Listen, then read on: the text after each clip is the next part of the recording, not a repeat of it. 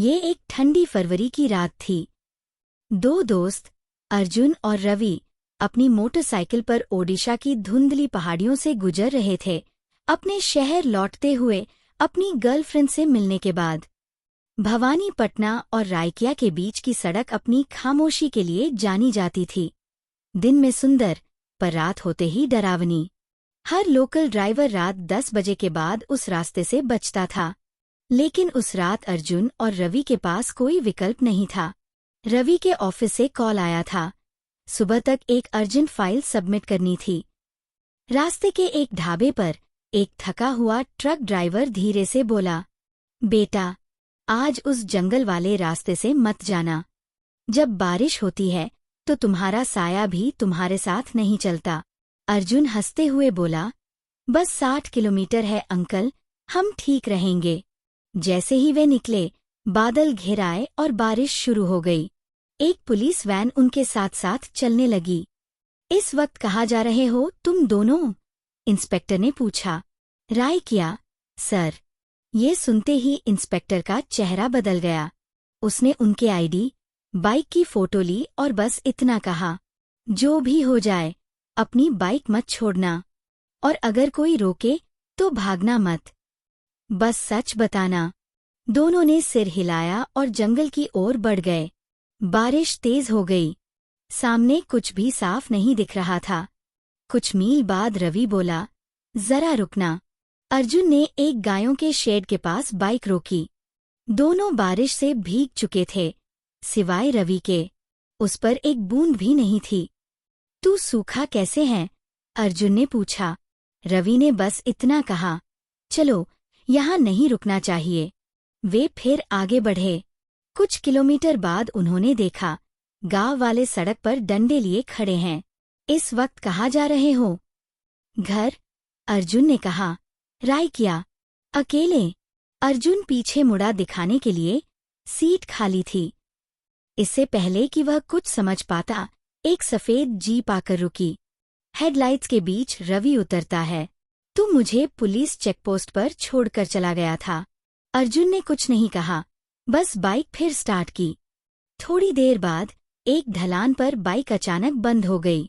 अर्जुन ने कई बार स्टार्ट करने की कोशिश की, कुछ नहीं हुआ। थोड़ा धक्का दे, उसने रवि से कहा। रवि ने पीछे से धक्का दिया, पर बाइक अजीब तरह से हल्की लग रही थी, जैसे कोई अदृश्य ताकत उसे ऊपर की ओर खींच रही हो। तभी रवि फुसफुसाया, कोई पीछे आ रहा है। साइड मिरर में अर्जुन ने देखा, सफेद कपड़ों में एक औरत सड़क पर कुछ भारी चीज घसीटती हुई चल रही थी। उसके चेहरे पर लंबे सफेद बाल झूल रहे थे। दोनों जड़ हो गए। वह आकृति धीरे धीरे सड़क पार करके दूसरी तरफ बैठ गई। हेडलाइट की रोशनी में उसने वह बोरी खोली। अंदर एक छोटे बच्चे का कंकाल था। वह उसे अपनी गोद में रखकर उसके पैरों पर हल्दी मलने लगी और कोई अजीब भाषा में बड़बड़ाने लगी। फिर वह जोर जोर से रोने लगी। उसकी चीखें पहाड़ों में गूंज रही थीं, जैसे कोई घाव खुद को बार बार सुनाना चाहता हो। अर्जुन ने धीरे से कहा, हिलो मत, पीछे मत देखो, बस बाइक को आगे धकेलो।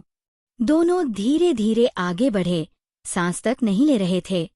जैसे ही उन्होंने उसे पार किया, अर्जुन के भीतर जिज्ञासा ने डर को मात दे दी। वह पलटा। वो औरत अब पेड़ की डाल पर झूल रही थी।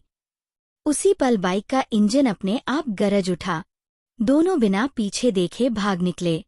कुछ किलोमीटर बाद सड़क के किनारे एक बुजुर्ग आदमी मिला। हांफते हुए उन्होंने सब कुछ बताया। वो आदमी बोला, 3 साल पहले इसी मोड़ पर एक औरत ने अपने पति और 7 महीने की बच्ची को सड़क हादसे में खो दिया था। वो दोनों की लाशें उठाकर गांव ले जाने की कोशिश करती रही और सुबह उसी पेड़ से लटक गई। उसकी आत्मा आज भी वहीं भटकती है। वो हर यात्री की परीक्षा लेती है, कौन भागता है और कौन डर के पार निकल जाता है। फिर उसने मुस्कुराते हुए कहा, तुमने बाइक नहीं छोड़ी, तुम नहीं भागे। याद रखना, डर रुकने के लिए नहीं होता, खुद को जानने के लिए होता है। सुबह की पहली किरण के साथ दोनों घर पहुंचे, चुपचाप। कभी कभी जो रास्ते पर भटकता है वो भूत नहीं होता, बल्कि कोई ऐसी याद होती है जो हमें सिखाने लौटी है कि हम असल में कौन हैं। अगर इस कहानी ने आपके अंदर कुछ जगा दिया हो तो वीडियो को लाइक कीजिए, उसे शेयर कीजिए किसी ऐसे दोस्त के साथ जो रात में सवारी करता है, और ऐसी ही दार्शनिक हॉरर कहानियों के लिए चैनल को सब्सक्राइब करिए, क्योंकि हर आत्मा कोई सच छुपाती है और हर सच थोड़ा डराता भी है।